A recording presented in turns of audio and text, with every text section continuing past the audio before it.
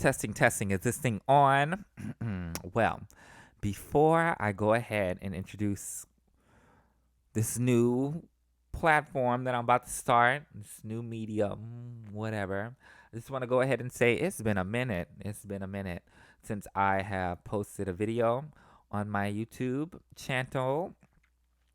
And now I am clearly taking things from YouTube and putting it in podcast form. So, welcome to B-Side. That is the name of this here podcast. And before I get into what B-Side will actually be, let me just go ahead and get into the reason why we're even doing the whole podcasting thing versus YouTube. And I'll just be honest with y'all. I don't have the time. Again, like I always say, I've been busy. I have been so busy. And I've realized that it takes a lot of effort and it takes a lot of time to upkeep a YouTube channel. But before even all of that, film the videos, edit the videos. Would y'all believe that I have like 4 videos that I have like recorded and like content that's ready and needs to just be edited so it could just be put out there? But when I tell y'all, it's so time consuming. It's so time consuming to put together a YouTube video. It just is. And then the upkeep, all of that. But let me just say that I really did enjoy it when I did it. So I made a compromise. I said, you know what? I really enjoy doing this whole thing where I talk about the things that I'm passionate about and the things that matter to me. But I don't have time to do it. So why don't we meet in the middle somewhere? And I'm pretty familiar with podcasting. This isn't my first podcast that I have done. But it's something that I've, like I said, done before, and I have enjoyed it. So it's time to wake it up. Let's start it all over again, right? But this time I'm pretty committed because, like I said, I really did enjoy the whole, create something with, speaking your thoughts and creating like a platform on YouTube and something to discuss certain things that are important to you. So, like I said, it's something I enjoy. I just didn't have time. So here's something that's going to be a little less time consuming, a little less editing, and still get to do what I love. And you know what? I'm not going to say that I'm going to get rid of the YouTube channel because there are just certain things that, of course, like I'll create a special video for something, we'll have it on the side. And maybe I'll even upload this podcast to YouTube. We'll see. But all that being said, let's go ahead and give a formal introduction to what this is. And this is B-Side. Welcome to B-Side. So, B-Side, what the hell is that? Well, what a B-side is, of course, like in the old days, when people actually released singles, the B-side was the extra song, maybe that wasn't even on the album. Janet Jackson has some really good B-sides. In fact, that's the reason why this is named what it is. My first podcast, its name comes from a bunch of different things. Name inspired by a bunch of different things. But while I'm on this tangent, I'll go ahead and finish it. My first iteration of a podcast was my radio show when I was in college with my best friend Harry. Shout out to Harry.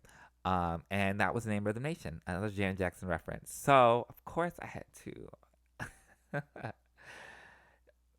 Since we waking it back up, we got to go ahead and pay homage to the original iteration of it. And so B-side is a Janet Jackson reference. And again, a B-side is a song that is included with the single that you purchase, like, the Easter egg, the bonus. Oftentimes it's a song from the album, and a lot of the times, even like before, like in the 80s, 90s, B-side was a song from the session of the album, but it's not actually on the album. And so that's what this whole Janet Jackson reference is to. She has a song called, what's it called? No summer. Oh, on, and it's called And On and On and On. And she starts off the song by singing B-side. And so there is the Janet Jackson reference. I reference her all the time, honestly. I mean, why wouldn't you not? She's amazing. But again, on this podcast, you'll hear me talk about why she's amazing. You'll hear me talk about things in my life, things that I'm dealing with, and things that I'm just downright passionate about. It's something that I can't really speak about in detail on, social media because, some things you just gotta have a conversation with. And so that's where the concept of B-side comes from. You have what you present yourself on social media, and then, you have the extra. And sometimes the extra is damn good. And bitch, my extra is very good.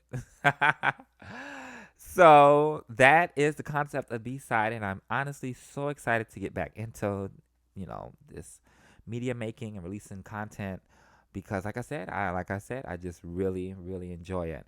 And honestly, another reason why I've been out of commission, my computer has been broken, y'all. Like I've been thinking about this podcast for weeks, but the computer has been out of commission for like a month now. But we just got it fixed. God bless. Shout out. And so yeah, we're ready to jump right into it. So on today's episode, we're going to speak about something that I've been following closely and something that everyone should be following closely as well. Have y'all been keeping up with the 2020 Democratic primaries? This is something. This is very something. So if you have been paying attention, hope you have. This past Tuesday was Super Tuesday. It is or not an annual. Every 4 years, every primary there's a Super Tuesday, in the sense that there's a bunch of states that hold the primary for the Democratic and also the Republican nomination, and it's a bunch of states, and it's just really popularized in the media because the day is so important because a lot of delegates and a lot is at stake on Super Tuesday. So hopefully you heard about Super Tuesday. If you didn't know what Super Tuesday was, there you go. But yes, this Super Tuesday was really important because shit kind of hit the fan. Shit really did hit the fan in the Democratic Party in the race. So if you've been keeping up, right before Super Tuesday, we had a bunch of candidates drop out. Boom. Monday night, Pete Buttigieg and Amy Klobuchar dropped out of the race on Super Tuesday, which was a little odd to me, if I'm being honest, because you're so close to Super Tuesday. Why not just go through with it? But anyway, they dropped out. I think Pete dropped Monday, and then Amy dropped out on Sunday or something like that. Anyway, they dropped like literally right before Super Tuesday and endorsed Joe Biden. Now, to be honest, I didn't think, well, let me just say, I didn't realize how impactful that would have been. But let's fast forward into Super Tuesday and what actually happened. Joe Biden just decimates Super Tuesday. And I don't want to say decimate because honestly, state by state, delegate wise, it was pretty close. Because yeah, I mean, let me just say, Joe Biden outperformed what he outdid what he was supposed to do and what people were counting him in to do. And it started with a big win in Virginia. It started there and it just kept on piling up and piling up and piling up to the point where he even won a state where I don't think he was supposed to win. And that's Texas. He won Texas, a very delegate rich state. And post Super Tuesday, Joe Biden is now in contention to be the Democratic nominee. And you can argue that he always was, but before Super Tuesday and before South Carolina, the Saturday before, um, it was quiet. It was quiet for Joe Biden. Not even gonna lie to you. Um, so, but let's just go. I really want to talk about this because it's just there's a lot of things at play here, and it's just a lot of nuances and things that need to be discussed. So, first of all, let's jump into South Carolina now. Or no, let's start before South Carolina because we had Iowa, New Hampshire, and Nevada. Iowa was a toss up essentially between Pete Buttigieg and Bernie Sanders. And this is what gave Pete the momentum. Here he is, this mayor from South Bend. mm, I'm gonna hold my thoughts on Pete because I can go a whole nother podcast on why he's a mess. But yes, Pete Buttigieg finishes first, contested, but he finishes first. Um, and Amy Klobuchar finishes third. She finishes third. Like, girl, where this girl came from, huh?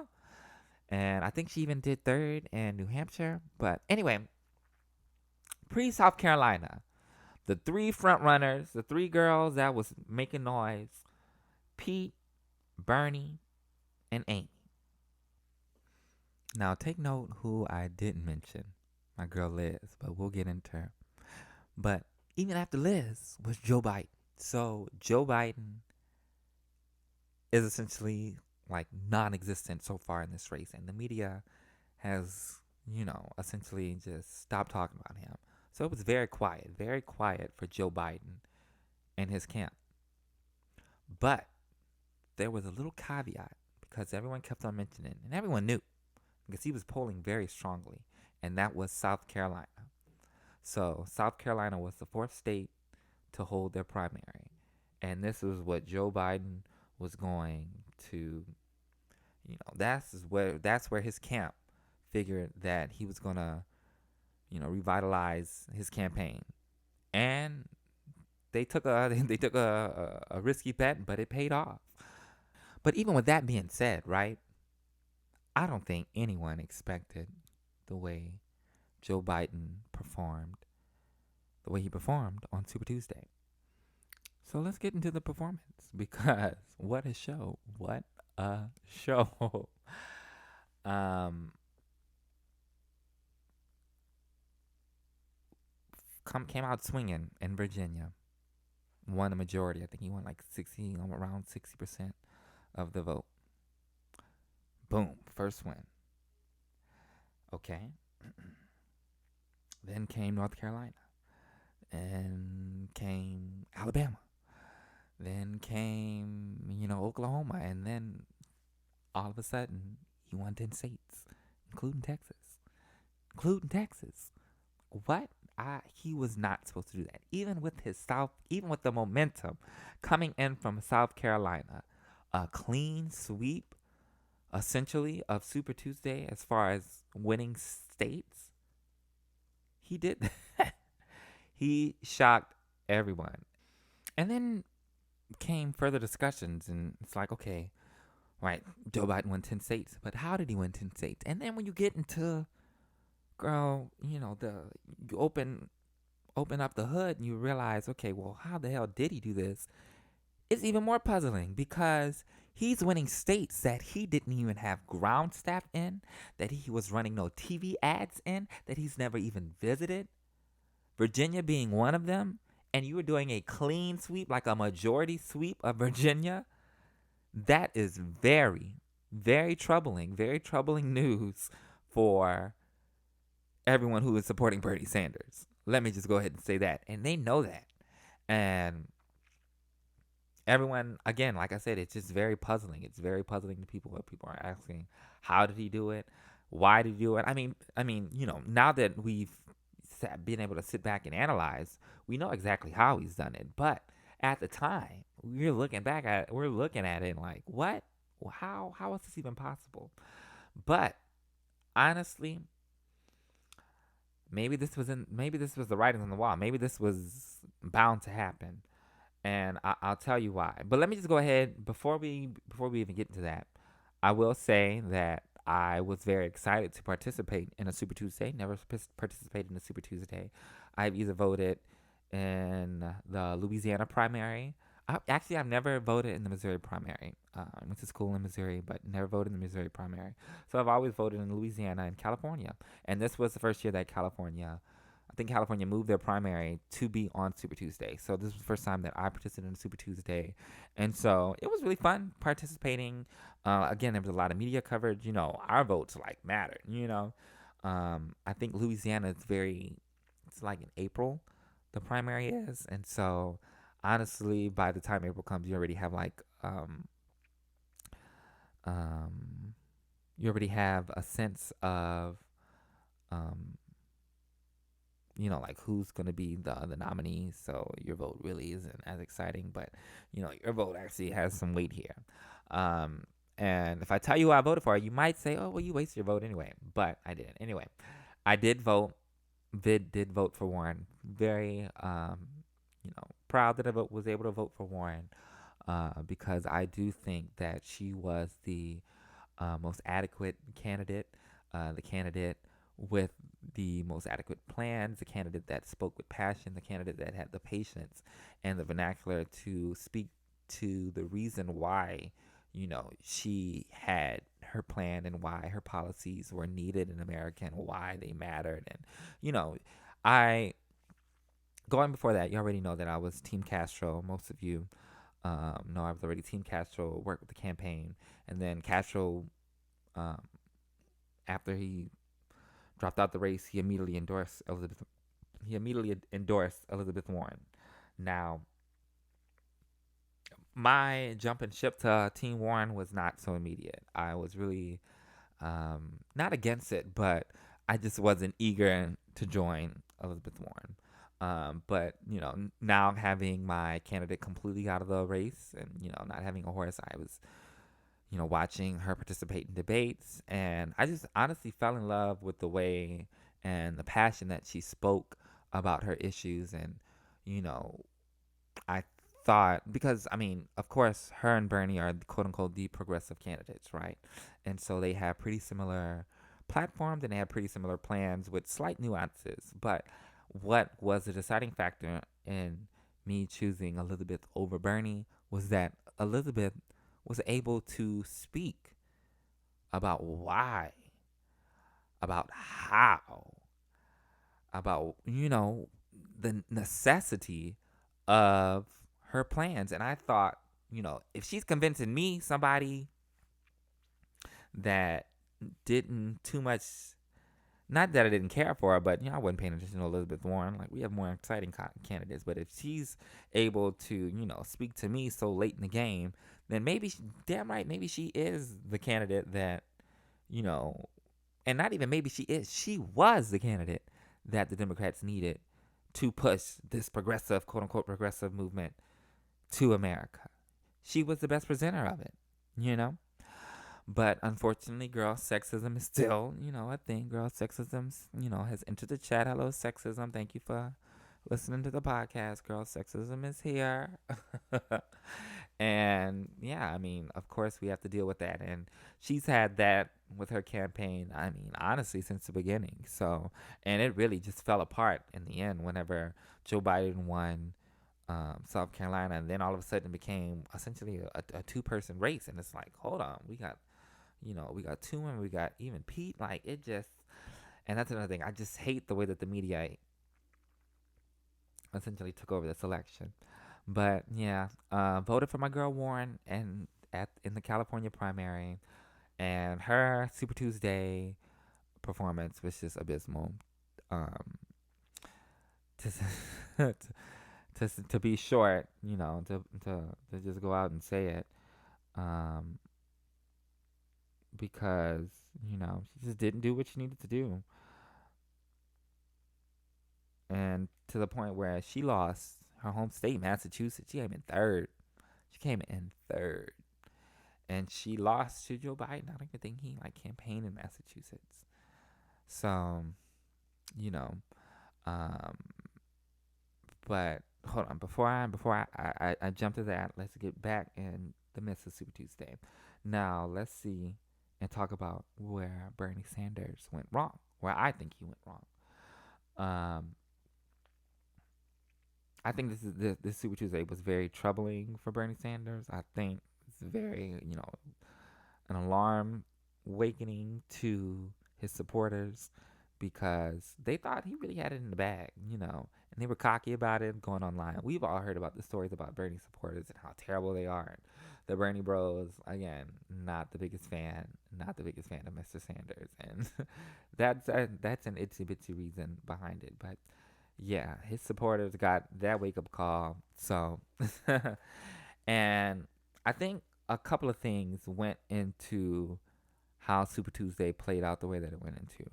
First of all, I think Joe, I think Bernie took a big misstep when he was bragging last week and the weeks before that about how he was taking on the Democratic establishment and how the Democratic establishment didn't want to see him succeed and that he was beating them and on his cocky pedestal like, yeah, bitch, I got the Democratic establishment press, but they ain't got no say about it. It is what it is. They ain't gonna be able to do nothing about it. Girl, the girls woke up and said, "Oh, is that so? Is that so?" Child. So I think him. First of all, let's just get into how nonsensical even saying some dumb stuff like that is, right? Like, ooh, girl, we taking on. Sir, you are running for the Democratic nomination. Okay, these are the votes that you are trying to get. Why are you poking that? Like, why are you trying to off put that? Aren't you trying to get their support? Isn't their support necessary to you winning? At least maybe he didn't think so, but wake up call, girl. You need Democrats to support you to get the Democratic nomination. Like, what? That was so dumb, so nonsensical, especially being that Joe Biden is a quote unquote Democrat establishment, but look what establishment he comes from, the Obama era. The era that we've been reminiscing on this entire Trump presidency. That's the establishment that you're poking at and saying that we don't need the establishment that essentially is keeping hope in this party alive. Girl, that's the backbone right there. And you poking fun of that instead of trying to embrace it. I don't think that was smart. Clearly it wasn't. Look what happened. So, and then not even that. First of all, let's just say that, he was poking the Democrat establishment. And by some miracle, he did win the Democratic nomination. Um, Girl, you have plans and policies you got to get through the House and the Senate. You just spent your whole entire campaign saying you didn't need them. Um, I think we're going to need their support to pass your agenda that you promised the American people. Because, I mean, we do have three branches of government, and you can't do this alone. So, um, what? What? What's that? So, and since that wake up call that Joe gave him, that slap in the face, girl, he completely backtracked. Girl, because he was talking crap about Obama. Oh, girl, Obama's a lovely man now. Okay. I mean, listen, wake up, wake up. I'm glad. I'm glad. Hopefully, because let me just say, Bernie Sanders is not my. I'm not the biggest fan of Bernie Sanders, and I haven't been even since 2016. I personally think that he can be a bit of a hypocrite. Shit, let's just go ahead and let's just say why I just don't find Bernie Sanders appealing. Um, I mean, of course, being a supporter of Elizabeth Warren, I like a lot of his platform. I think his ideas are great. I just personally don't think that he is the leader that is necessary to push them through. Because I think that he can be a bit arrogant in his demeanor, especially when introducing new ideas to the American people. I mean, and look, clearly to a lot of the educated girls, like, girls, this is common sense. Like, but listen, you got to be able to speak to everybody. And, the Democratic Party is supposed to be the party of the people. And you can't have such elitism when speaking about the issues that you're trying to push through. Like, you have to be sensible, you have to be down to earth, like, and that's something that Bernie Sanders and his rock star campaign and his rock star approach to, getting the nomination, that just didn't make sense to me.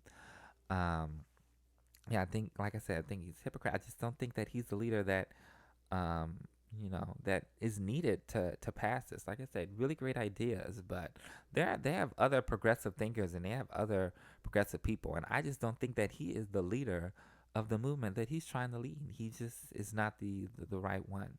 There are better ones. Not saying that Elizabeth Warren is even the best, but she was.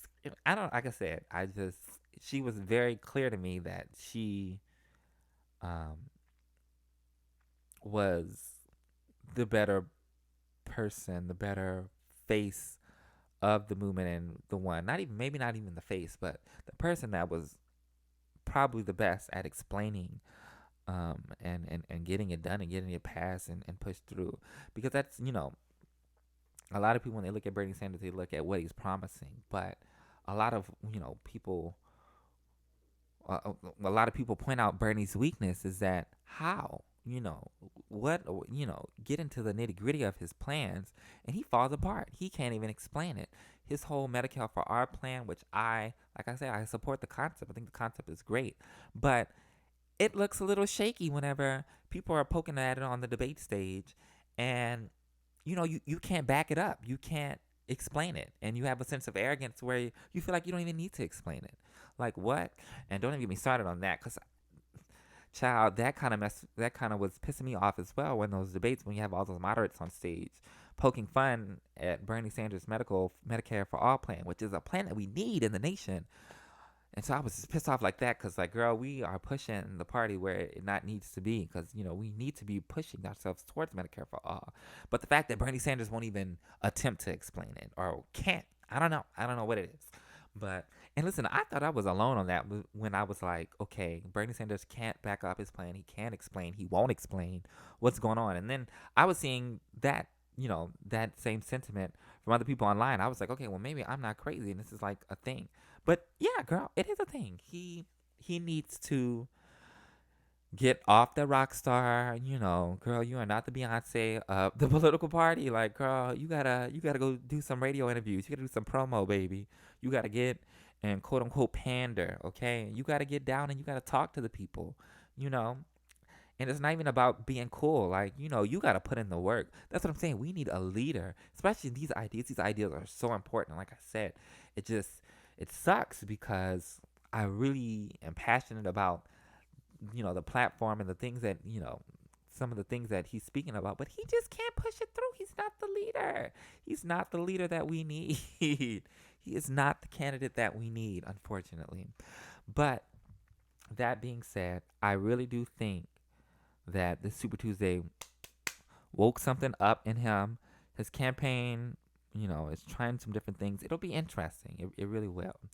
And before I say, my thoughts are moving forward, um, well, not even before, but let me just say, I don't necessarily have an endorsement.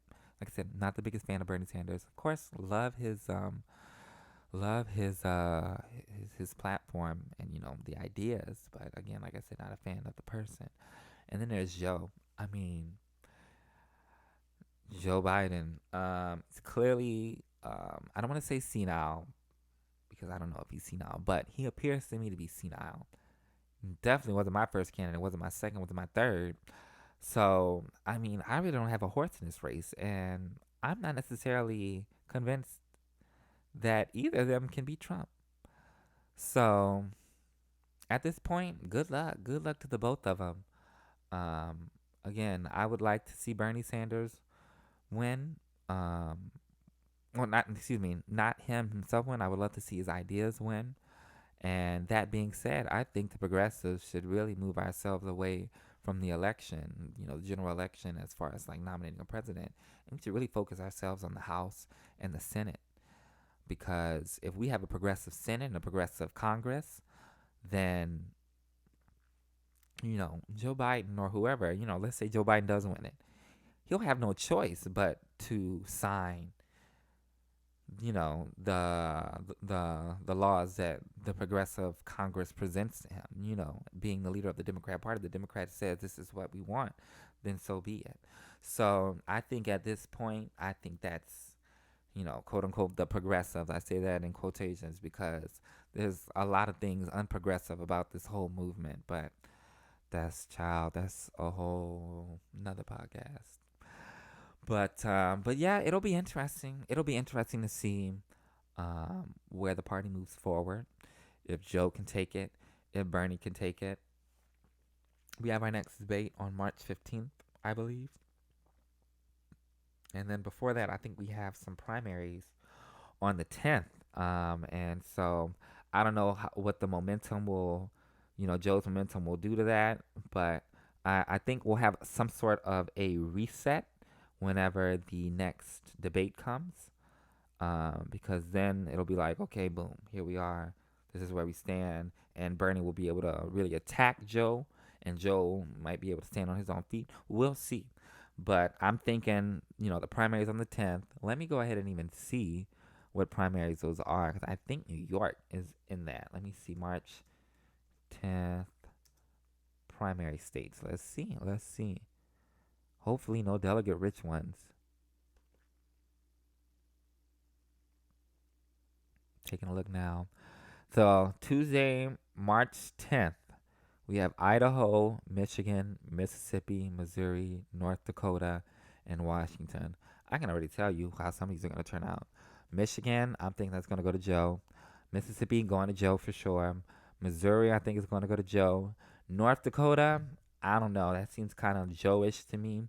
And then I think Bernie will take Washington because of Seattle. And Bernie's doing really well in the West. His saving grace. And then after that, we'll have Arizona, the big Florida, Illinois, Ohio, and then something about Republicans. But yeah. So Florida's a big one. Florida, and I think Arizona as well. Illinois too.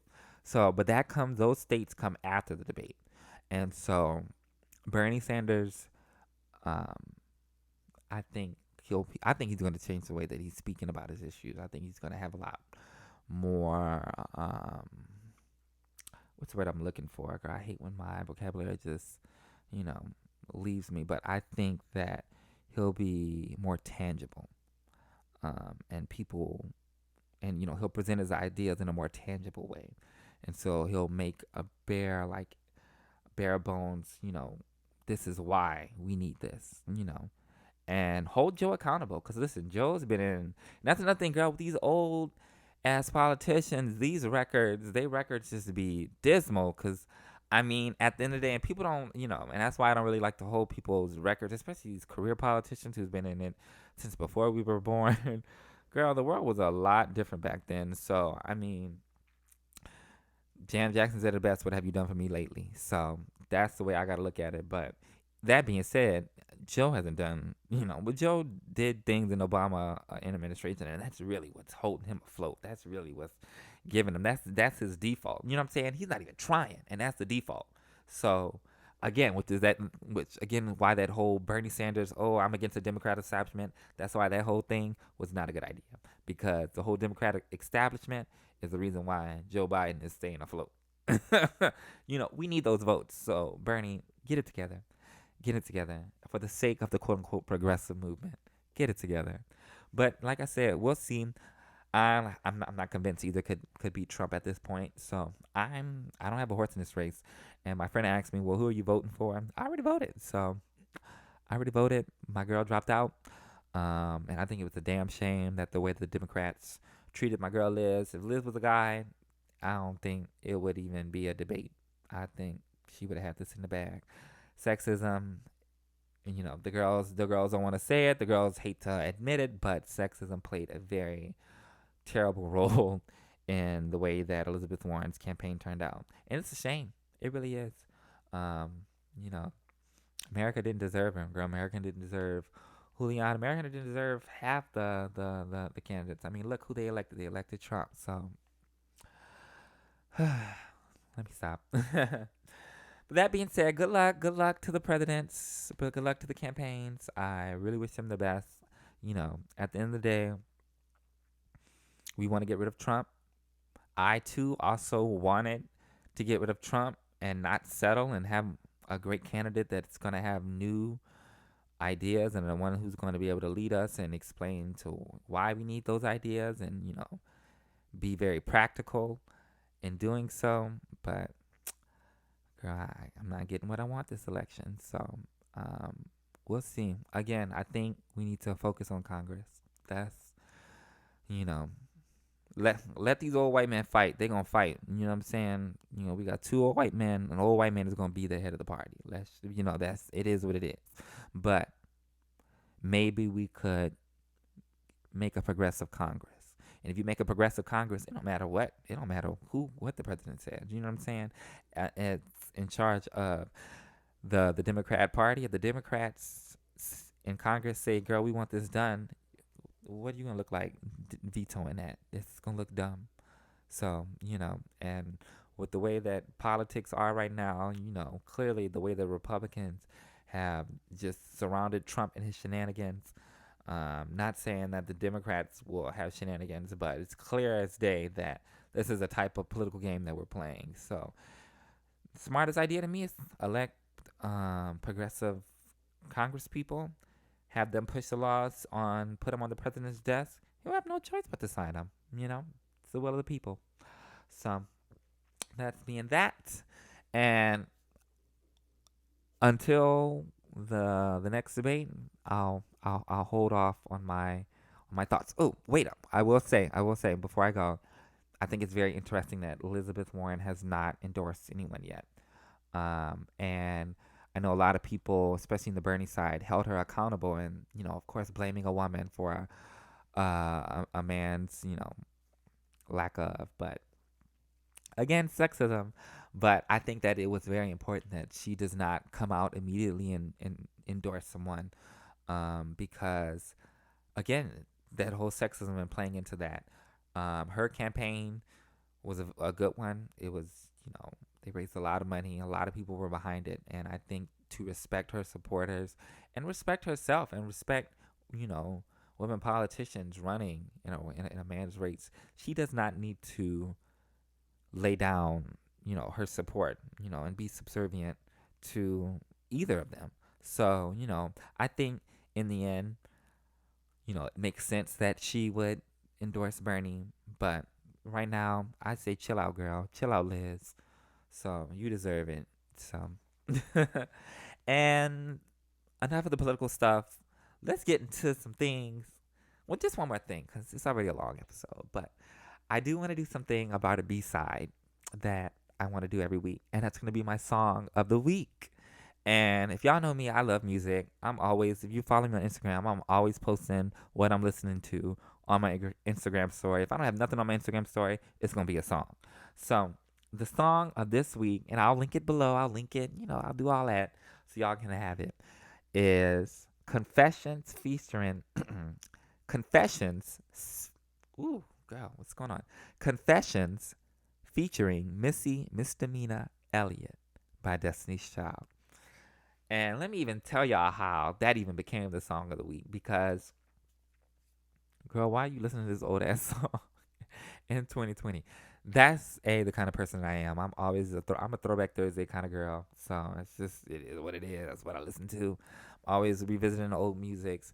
Not to be one of those, oh girl, when people rate real music, I listen to real music, because I don't believe that. I don't like that rhetoric, because there are talented artists out here today making great music. But, so what if I like to revel in the past and, be nostalgic? That's what I was feeling. But anyway, why I chose that particular song is because my trainer, who I've been training with, I've been in the gym, y'all, I've been putting on the iron. He wanted me, or he was talking to me about how, he was asking me, like, what artist discography would you, do you wish you knew more of? And I could name one, honestly. I'm trying to think. If I was to answer that question, I'm dipping my toes in Brandy's right now, and I've been enjoying myself.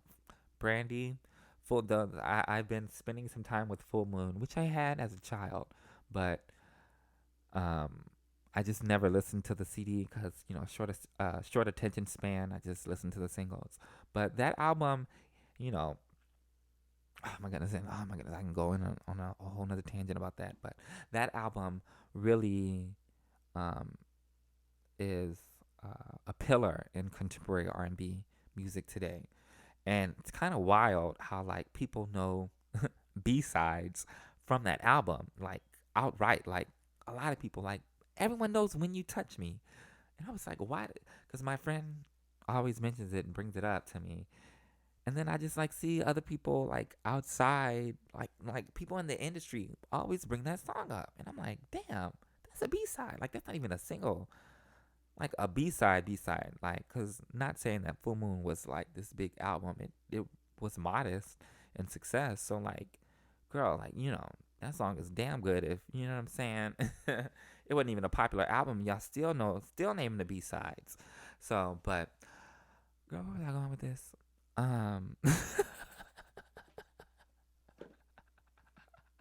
Where was I going with this? Brandy. Oh goodness. Oh yes, my trainer asked me what discography would I get into, and yes, that's how I got into this because yeah, he asked me and I couldn't answer at the time.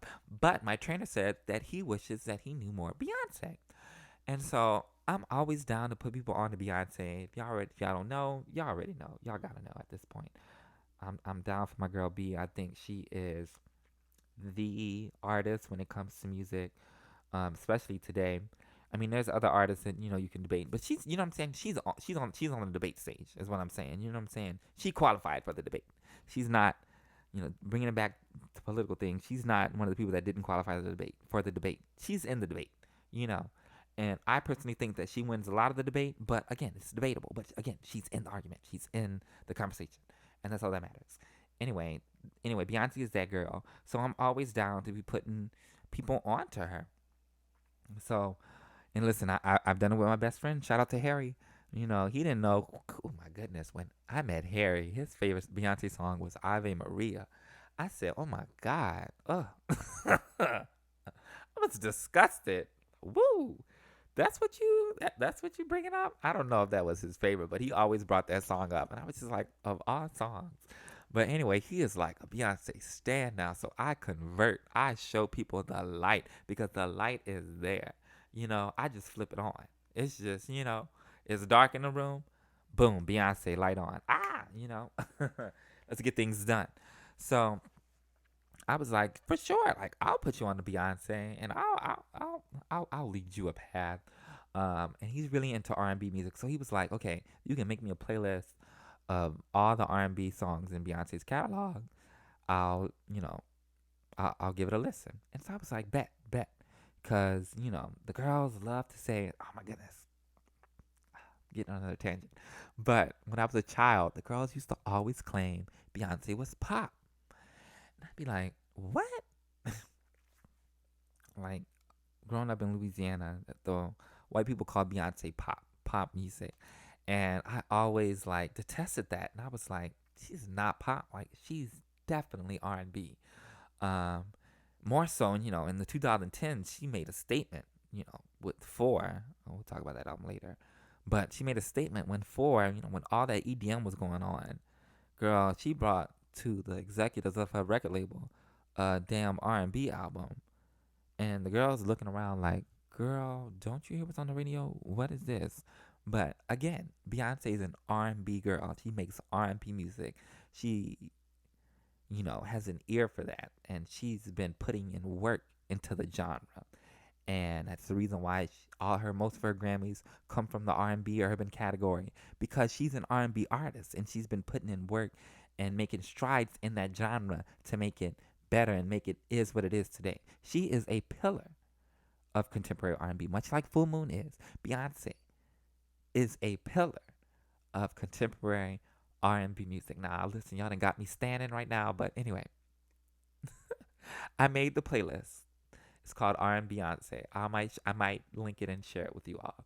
But a song that's very R&B and something that I was introduced to very early on in my childhood was that song Confessions by Destiny's Child from their second studio album, The Writings on the Wall.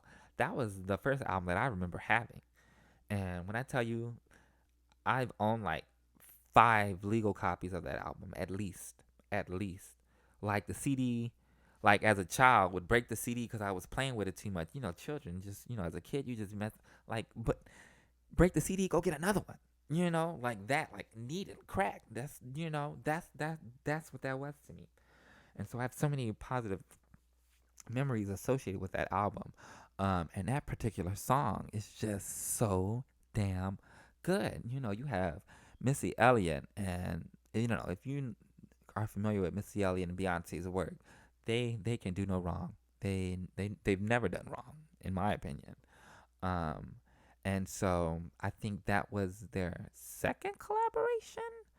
Um, either that or Crazy Feelings came first. I don't know. I don't quote me on that.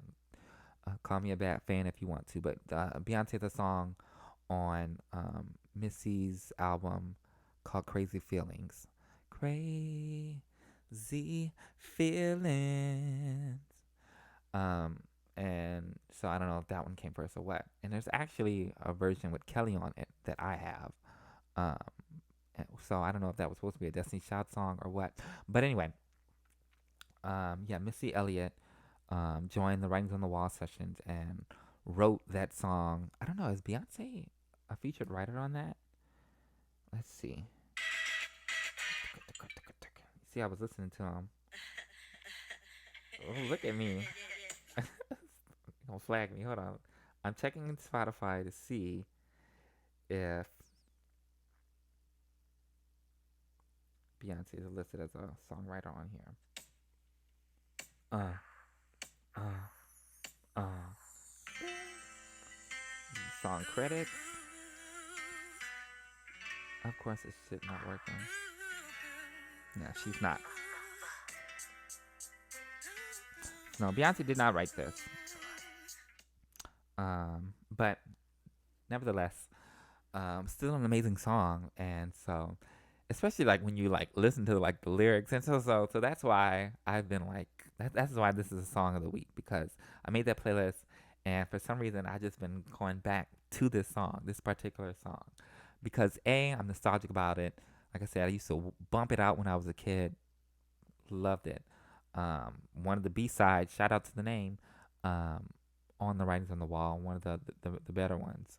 But there's no bad B-sides on the Writings on the Wall. Sorry to say. Um, but yeah, and just kept on going back to it. And uh, yeah, honestly, what was killing me was like the lyrical content of that song. Because if you think about it, Beyonce was what, like 18, 16, 17, 18? I don't know. I don't know the exact age, but the album was released in 98. In 97, oh my goodness. Hey Siri, how old was Beyonce in 1998? Beyoncé was 17 years Okay, old. a 17-year-old singing things about, mind you, she might have been 16 when she recorded it, because she turned, yeah, because she has a September birthday. But hold on, let's see. Confessions. I'm just going to get into some of the lyrics. Um, Shit, I don't even need the lyric. I can sing it to you. The day you pissed me off, I told Mike to pick me up. I told him you was bugging, and I don't like to fuss. He said he would look out for me if I needed a friend. He took me to his house and then he invited me in. When we sat on his couch, he put his arms around my waist, knowing I need love, and then something about grabbing his face. And then he kissed me like a guy could never kiss a girl before. So you know what happened, baby. I need to say no more. First of all, what? Girl, that's all it took was a kiss? That's it? And just, girl, do yourself. I don't like that. I don't like that. But that's not even, that's the first verse. But the second verse is when things just get really disrespectful. Remember when you asked me where your money went? I bought my friends, excuse me, I called my friends and bought some clothes and took them on a trip. Now I'm thinking that she's talking about Destiny's Child, right? Because at that time DC3 was 4 members. So girl, you done stole how much money to where you done bought tickets and clothing for 4 girls? But that's not the most disrespectful part. Girl, you done stole this man money. You done took this, and at the tender age of 16 years old, I don't know who Beyonce was seeing at 16-year-old with all this money. I'm dying. Hold on, let me gather myself in the song. I met a dude, so we're continuing. I met a dude that had a Jeep and we talked all the time. He asked me about my man, and you know that I had to lie. He thought I had no man and I was chilling by myself. Don't get mad because I feel sad. That's why I must confess. So many times I wanted to let you know my dirt, but every time you said you love me, I knew it would hurt. Girl, you done stole this man money, stole a lot of money, mind you. I don't know where he got all this money. I don't know who you seen at 16-year-old that got all this money. Beyonce knows. But girl, you done took all this man money, and then on top of that, you cheating on him. Oh my God, disrespectful. But the best part of that song is the bridge. The bridge of that song is amazing. I was mad, what was I to do? Never had it in mind to play on you. And I just love the way that the melody switches, and just an amazing bridge. And what's really great about all the bridges on that album is essentially they're like breakdowns. And I was like, I tweeted this. And I was like, if you didn't make like dances to this breakdown as a kid, you didn't have a proper childhood. And then another tangent on the writings on the wall. I never realized how popular that album was until like I went off to college. I don't know. I just thought it was like, my family knew it, and being in the South, I grew up in the suburbs, so the white folks weren't bumping that. But girl, hanging out with the black kids in college, and I'd be like humming like a B side on the writings on the wall, and they'd be like, "Oh yeah, I love that song." I'd be like, "Bitch, how you know that song?" Like, "Oh shit!" And then I have to realize that technically the writings on the wall is diamond. Like it went diamond worldwide, like based on sales alone. It sold like what 9 million records, and like yeah, it was a pretty big album. So but again, I was like the only Beyonce fan in my age group at school and when I was growing up. So I was just in this bubble, like, girl, Beyonce wasn't doing much. I mean, I knew she was because she's Beyonce, of course, but I just didn't know people was bumping the writings on the wall. And I was like, okay, yes, popular album. But yes, that is my song of the week. I'll link it below. You guys should take a listen to it. Add it to your playlist. I'll also link the R and Beyonce post, the R and Beyonce playlist because it's not my best playlist, but it's good. It's got some good things on there. And if you didn't, maybe you may not know some, so I'll link that as well. But that is my song of the week. It's funny. It's funny. But yeah, before I go, I do want to say I don't know how often I'll be posting these podcasts, but hopefully let's try to aim for a bi-weekly thing. Maybe if some things pop off, I'll do a weekly thing. But like I said, this is fun to me. I love doing this, and honestly excited for you all to hear this. I don't know. I'll be posting this on SoundCloud. I'm not really sure about like how commenting works on there, but I mean, I would love to hear you guys' thoughts on this election and anything that I talked about. So if you guys want to DM me on Instagram, message me on Facebook, DM me on Twitter, DMs are completely open. And girl, bring me the heat. If you don't think that what I was saying about Bernie was right, let's fight, square up, bring it into my DMs. Let's do it. Or you can do it in the comments. I ain't scared. I'll do it. I'll defend it because it's my opinion. So, but anyway, I'm so excited to see where this goes. Anyway, give me some of your patience. Give me some time. Because, of course, I have to work out the kinks of this format, how the podcast will work. So just be patient with me. Just be patient with me. And yeah, I don't know. Excited to see where this goes. But anyway, thank you all so much. If you got to the end of this, send me a winky face. I love seeing people who like go through all of it. It's like an hour of me talking, 53 minutes. So if you made it through 53 minutes of me talking, let me know because you a real one. Anyway, thank you all so much. Cannot wait to see where this goes. Bye.